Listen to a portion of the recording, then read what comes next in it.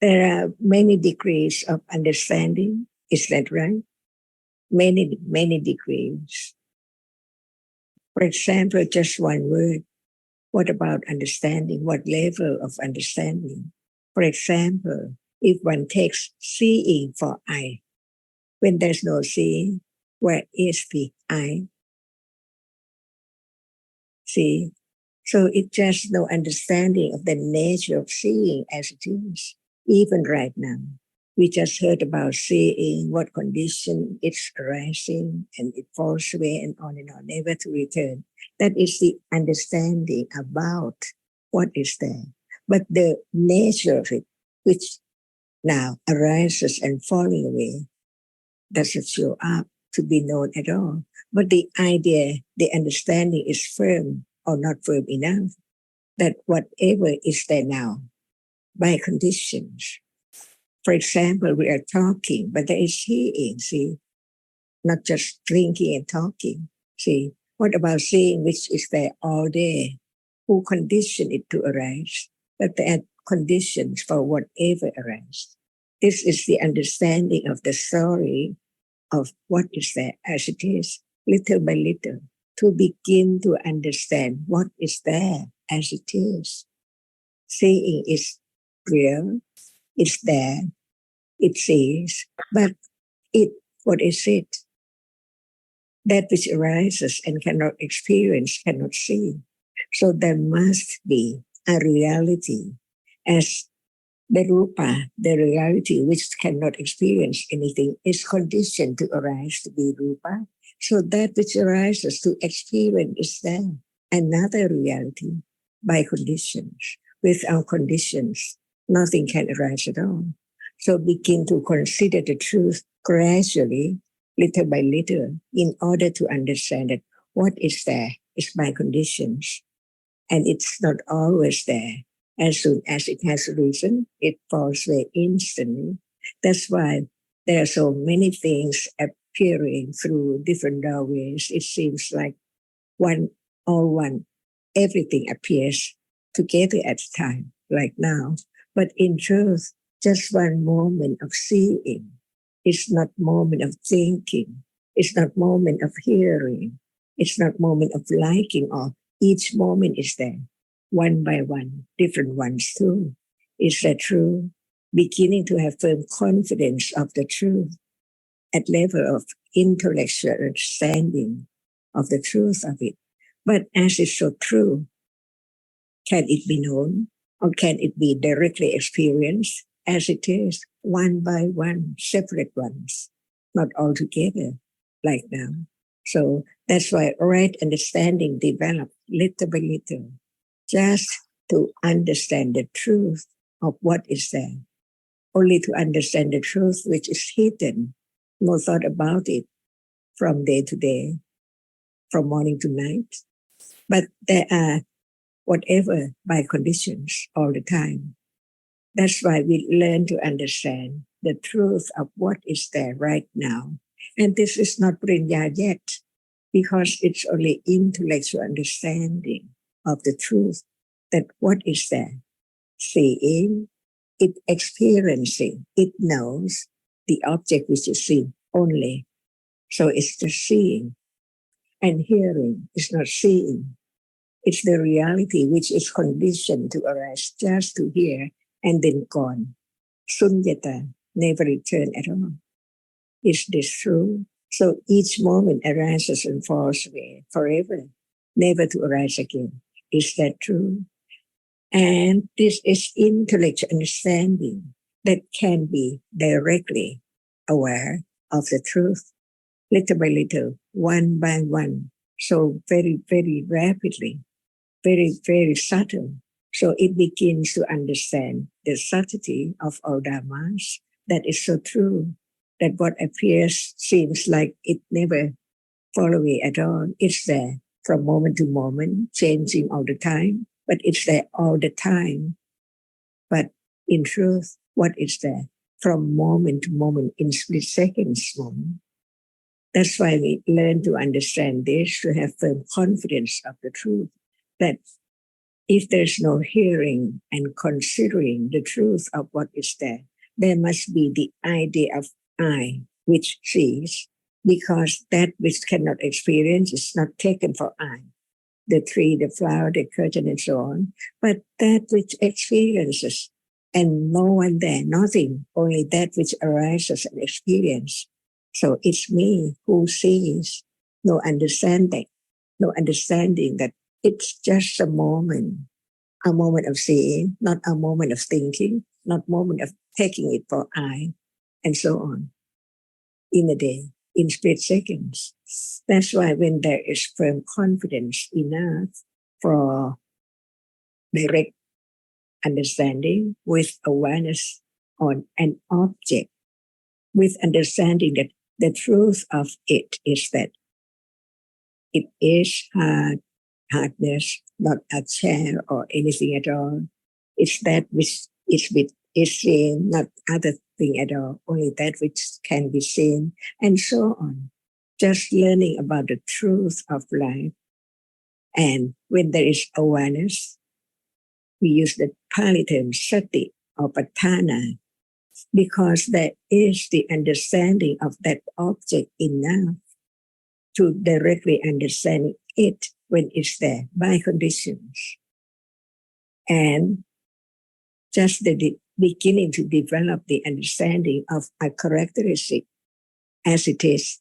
No word about whether it's seeing or the object which is seen or the word that we have talked about or learned about. But it's just a moment of experiencing the characteristic of that which appears as it is. Even it's just one moment of direct awareness, but the other object appears because the rapidity of the succession of the arising and falling away of each moment. That's why the moment of direct awareness with understanding, right understanding, begin to understand. It's different from other people. When it's not the direct understanding moment by condition. And this is not parinya yet. It's just beginning to understand the difference between pariyati and patipati. And how long will it take to have firm confidence of even pariyati? So before there can be the moment of direct awareness, it has to let go the idea of I would like to experience it, I try to do it, I have to attend on it, and so on. Because the understanding gradually letting go the idea of self or someone who can do or can try or will try. See, whatever is there in life from moment of birth up to now are hidden, have been hidden all the time until what is there now can be thought about little by little to be moment of understanding the truth. And this is not even Pativeda, because it just begins to understand the difference between the direct awareness and understanding what is there, not just in word or by words at all. That's why it takes quite a long, long time to be truthful, be patient, and virya to develop right understanding by conditions, not by me or anyone at all. And this moment of understanding is building up the understanding of the truth. So gradually, unknowingly, how much it works, it has been thought about, considered about, until it's a little firmer and understand the truth of whatever is there as it is, different degrees of understanding. That's why in Tipitaka it says, what now appears does not appear well. Thinking about well, only one at a time appearing, not together with other reality. And what are them? There must be right understanding with other factors, cetasikas, which develop together with right understanding.